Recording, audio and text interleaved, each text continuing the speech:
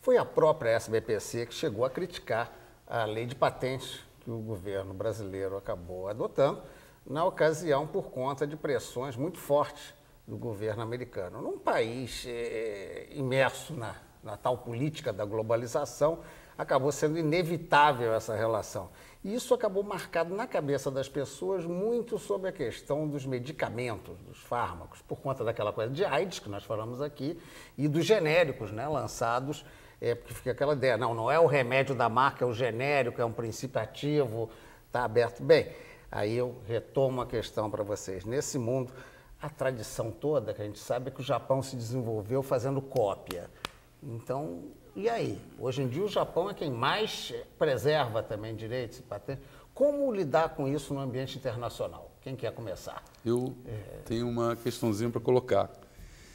O intervalo estava ótimo, a discussão aqui. E eu acho que a gente tem que situar historicamente. O sistema se internacionalizou no final do século XIX, onde essas questões foram colocadas, com a indústria tendo uma determinada característica. Então, à época, se vinculava proteção intelectual e desenvolvimento científico, tecnológico e econômico nacional. A partir do final do século XX, foi feito um tratado internacional que tem o nome de Acordo, eu estou com a sigla em inglês na cabeça, Acordo de Proteção à propriedade intelectual relacionada ao comércio. Então, aspectos relacionados ao comércio. APDIC, aspecto de propriedade intelectual relacionados ao comércio. Então, você alterou o vínculo de proteção. O que o Brasil fez em relação a fármacos não foi só o que o Brasil fez, foi o que fez a Suíça, Itália, Japão, Alemanha. Estamos falando da indústria de ponta, da indústria farmacêutica mundial, que foram reconhecer direitos de propriedade intelectual para fármacos entre o final dos anos 60, se não me engano, 68, acho que Japão, e chegou até os anos 70, se não me engano, a Itália.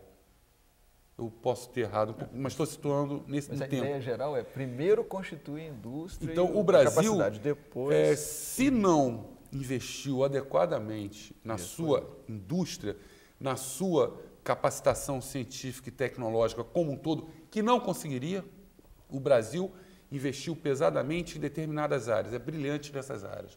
Então, estamos falando de petroquímica, estamos falando de pesquisa agropecuária, estamos falando de aeronáutica.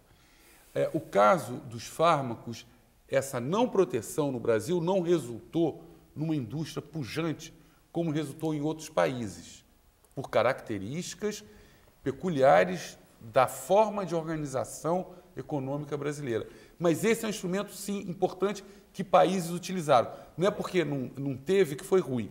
Agora, deixa eu só resgatar, porque você estava falando isso, porque eu tenho que dizer, o público não estava aqui no pequeno intervalo que a gente fez, saiu já uma discussão, porque aqui o R. Fernandes acusava que exatamente pela indústria farmacêutica brasileira não ter adotado patente é que não se criou nada. Eu não acusava, eu indicava, né? Argumentava, tá bom. Eu já estou esquentando mais, mas dê a versão aí. Mas realmente, dentro da minha visão, né, durante o período em que não havia uma legislação de proteção a direitos na área de fármacos, era completamente livre a utilização, digamos assim,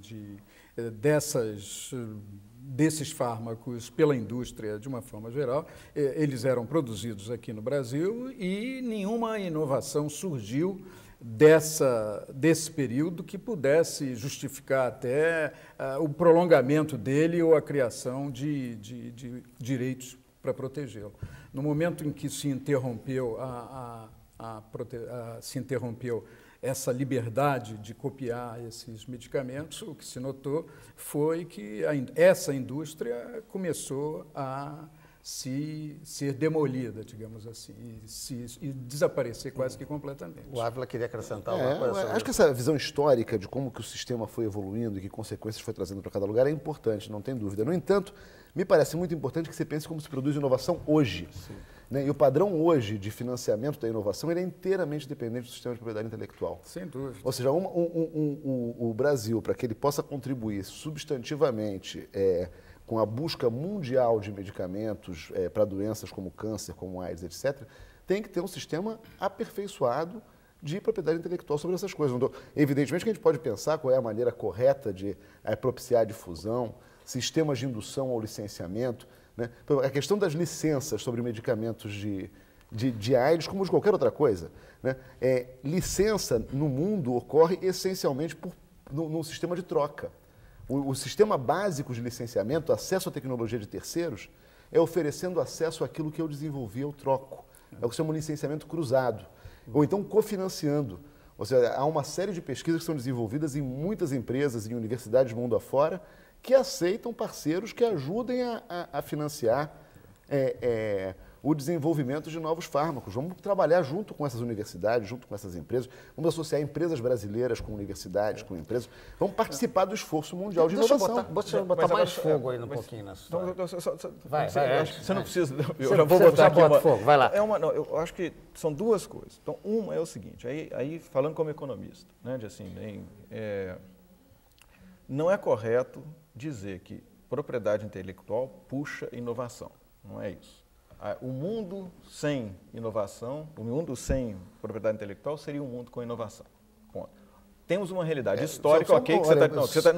Temos uma realidade histórica que existe o sistema de patentes, vamos trabalhar dentro dela, ok? Concordo com essa... Não, porque a afirmação é só ideológica, tá? Um mundo de inovação sem propriedade intelectual não há. Isso aqui eu estou falando de estudos de economia industrial, que você pega o livro do Scherer e do Ross, entende? Que é um livro de economia industrial, e o cara faz um levantamento, uma resenha de todas as pesquisas variadas, que feitas, em geral, na economia norte-americana, e vai descobrir que... e vai perguntar para o executivo de P&D, vem cá, quantos por cento das inovações que você lançou aí, que não seriam lançadas caso não tivesse propriedade intelectual? É praticamente não representativo num grande número de indústrias, com exceção da farmacêutica. Eu acho pelo menos complicado aceitar metodologicamente uma pesquisa como essa. Eu estou trazendo as coisas da minha área, entende? Porque senão... Bom, eu acho que essa é a primeira coisa. Então, acho que tem que baixar um pouco a bola, porque parece que patente é a solução. Não é. Né, é parte da questão, e nós estamos num país que está no nível de desenvolvimento que a gente deve considerar qual é, para encararmos, né, a realidade desses acordos internacionais, da situação existente. E aí eu acho que... só acrescentar uma questão nisso. Quer dizer, quando eu falei aqui na abertura da crítica da SBPC, é de que a lei de patentes brasileira seria mais rigorosa do que os acordos internacionais permitiriam. Correto. O Brasil teria prazos que poderia ter usado para adaptar, teria um conjunto, né, de oportunidades que ele não usou. E foi mais a pressão internacional do comércio?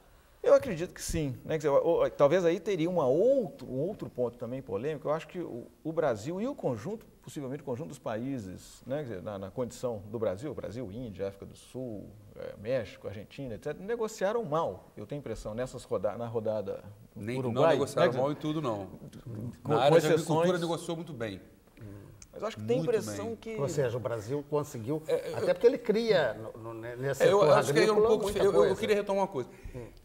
Primeiro tem um lado aqui que ficou meio estranho. Parece que tem uma banda daqui que está contra a banda de lá.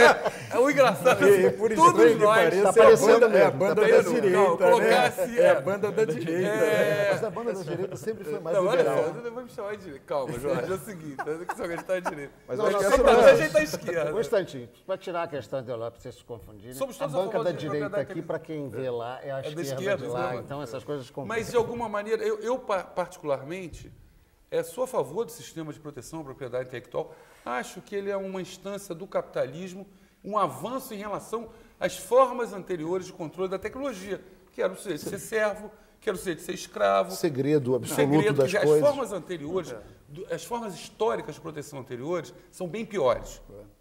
Então, eu acho, não sou contra, claramente, mas eu acho que em alguns momentos a patente ela assume funções distintas. Eu acho que aqui eu vou voltar a uma coisa que eu já conversei muito com o Jorge antes, que assim, por exemplo, serve como um ticket de entrada no negócio. Você ter uma patente te permite entrar no negócio. Então, nós estamos discutindo, por exemplo, indústria farmacêutica. Eu continuo me opondo em relação a colocado pelo Fernandes, mas é o seguinte, se o Brasil tem uma política de inversão em moléculas básicas, ele pode ter uma chance de entrar negócio internacional fazendo acordos com empresas transnacionais. Se o Brasil consegue internalizar parte dos testes clínicos, pode fazer um bom acordo. Então, eu queria também colocar como isso é diferente na área de cultivares, na área de plantas, na pesquisa pecuária. Onde nós temos uma capacitação científica e e técnica exatamente. de primeiro mundo. Então, a gente está discutindo o quê? Capacitação científica, capacitação tecnológica, isso, né? capacitação industrial ou econômica. Esses elementos vão estar por trás na forma como se discutiram os acordos. E eu acho que a patente, a propriedade industrial rebate de uma forma diferente do que rebate o direito de autor, do que rebate o software, do que rebate a proteção de cultivares, do que vai rebater conhecimentos tradicionais associados à biodiversidade.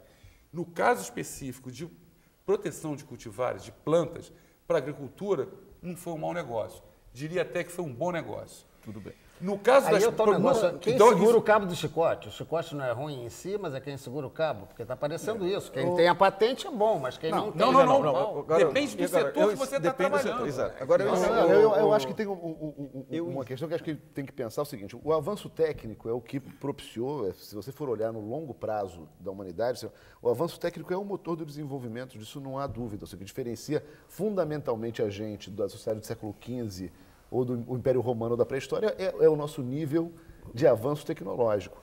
Né? Quando você pensa a nível mundo, você pensa quais são os mecanismos que a gente, como uma sociedade global, pode desenvolver para acelerar esse avanço, para trazer os benefícios desse avanço, estendê-los a uma quantidade maior de pessoas. Numa escala grande de tempo, eu não tenho dúvida de que o sistema foi se aperfeiçoando ao longo do tempo e que o sistema de propriedade intelectual é um avanço, como o Sérgio falou há pouco. Quando a gente pensa localmente, aí vamos dizer assim, vamos pensar nacionalmente, a minha realidade relativamente aos outros países. Aí eu acho que a gente tem que tomar bastante cuidado com o diagnóstico que a gente faz do nosso país. Ou seja, o Brasil é um país que é em desenvolvimento, sim, no entanto, hoje com um parque industrial complexo, muito desenvolvido, completo, e o que a gente absolutamente tem menos do que os outros é capacidade de inovação. Apesar de termos um parque científico e uma contribuição para a ciência mundial bastante significativa. Isso produz, inclusive, que a gente pare para pensar assim, como que foi acontecer de que a gente desenvolveu muito e bastante bem uma indústria com capacidade fabril avançada, com produtividade em níveis bastante competitivos globalmente, e desenvolveu um parque científico que contribui significativamente para a ciência mundial, e por que essas duas coisas não se encontraram? Você tem a pergunta é, assim, existe alguma coisa de política pública que possa ser feito para contribuir para isso? Deixa essa pergunta no ar que eu faço o intervalo, vamos tentar a resposta depois do intervalo.